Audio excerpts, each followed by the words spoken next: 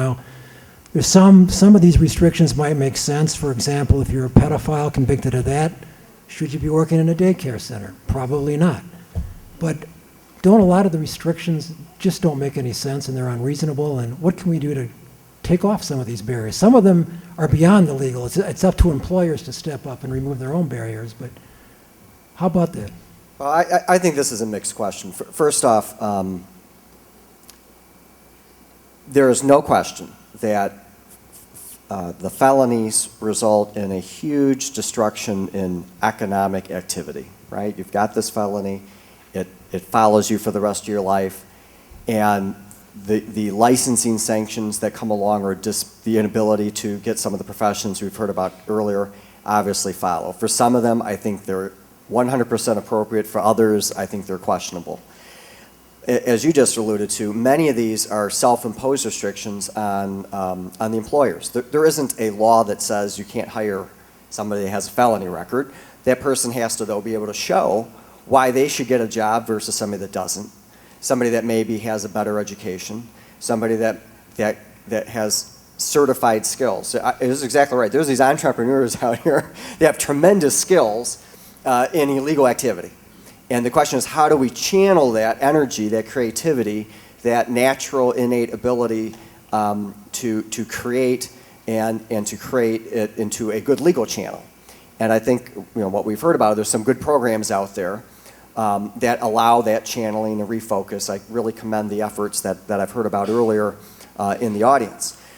One place that should initially begin is in the prison system, and it should carry out when they leave. Now there's a lot of controversy about, we heard the superintendent's letter, make my school a prison because look at all the benefits you get, okay? Some of that is tongue-in-cheek, some of it's not. There are training opportunities for folks in prison. I think that needs to be a baseline that, when you leave, you should know how to read, period. There should be no excuse. We should, no matter what we do to you, you ought to be able to read and write when you leave. It should be a #1 priority. Because trust me, a lot of those people don't know how to read and write, because I've tried to decipher some of the things they've written to me once they're trying to get a resentencing or something like that. So I think there's some basic skills that should be part of the system. Then when you exit, there should be a transitional plan for that person. And we have what's called a prison reentry program, which Jennifer Granholm started, Governor Granholm, which had, was touted as being very successful. I think that was a lot of PR. From what I understand, there's serious issues with monitoring and oversight on the parole system, and there's a lot of absconders, and that's a two-way street. As we've heard, you need to be accountable for your own destiny. You're a child of God. You're worth something. You take advantage of it. But there ought to be a system in place for you to be able to take advantage. So it's a very complicated situation. I'm much more, I don't want to put it that way. As a long-term issue, the way to combat this is in the homes, when the kids are 3, 4, 5, 6, 7 years old, give them the undivided attention, keep them in schools, make sure the schools are safe and are good, and have the great moral code that we believe in. Then they won't ever get to my courtroom, they won't ever get into the system, and that's how you reduce these numbers in a much more significant way.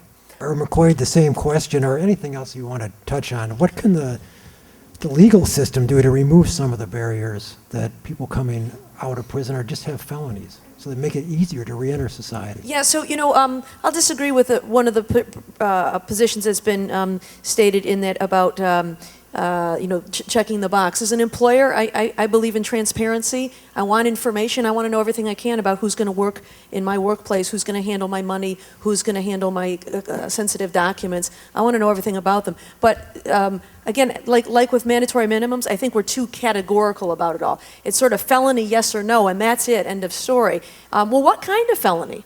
Was it uttering and publishing 15 years ago? Or was it a violent rape and murder more recently? That makes a very big difference to me. So I think we need to scratch below the surface a bit and encourage more dialogue, more information, instead of less information to answer that question. But in terms of employment, I agree, that is the essential answer, finding jobs for people. But there are employers who will hire people with felonies, but we need to encourage more employers to hire people with felonies.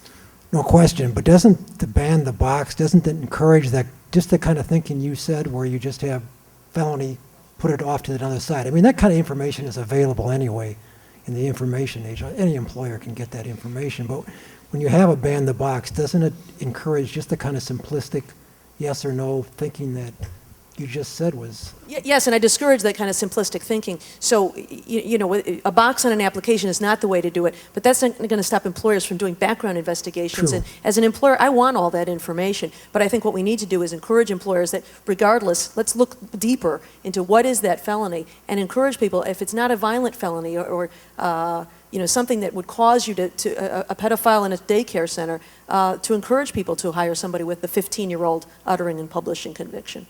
Thank you. Jeff, can I make a very quick point? And I'll Just going to jump come right to you, off. Chief. Very quick comment. I think there's a far more nefarious thing we need to look at, and it's how in times past crime has been romanticized, when it was Capone, when it was Dillon, when it was not people of color prospering for these things. If we're very honest and we start to have an honest conversation from a policy standpoint, if the civil forfeiture laws that are in place today were in place when the Kennedys were ascending, they would not be Camelot, and they would not be one of the most powerful families in America.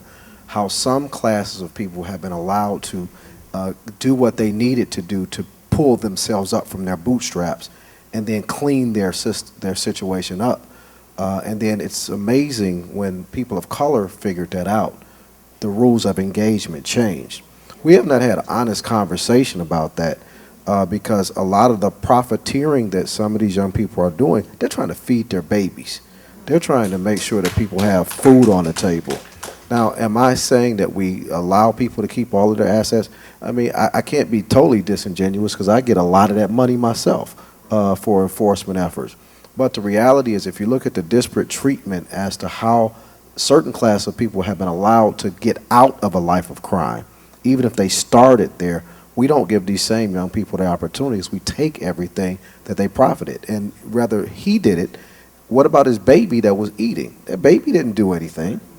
What about the family that had a home? That family didn't do anything. So we have, I think, went so far on the other end of the spectrum that from a policy standpoint, there needs to start to be some more intelligent conversation about how we hurt the families of those that have been incarcerated in an effort to get at them. Thank you, Chief. Okay. Any other panelists? We had a good list here. Education, priorities on early education, particularly advocacy, providing a caring adult for people, a mentors that may be in substitute for a family, of someone who cares about that person, a reentry entrance, helping people once they leave. Reforming the penal code, some of our sentencing policies and guidelines, values, and being in it to win it, I guess, as Keith said. So it's a very complicated problem. This is a complicated social problem. Prisons, our incarceration rates are, you can see almost all our failures of race and class and policy inside a prison. And it's not going to be an easy answer to solve. One of the things that people are going to hit you with, too, is that anytime you question any of these things, they're going to tell you you're going to be soft on crime, and everybody in prison is innocent, and they'll attack you on that grounds. But we're just looking for a more rational debate on this subject. With that, I just want to say thank you from the bottom of our hearts for a really thoughtful, intelligent, and provocative discussion today, and thank you all for being here.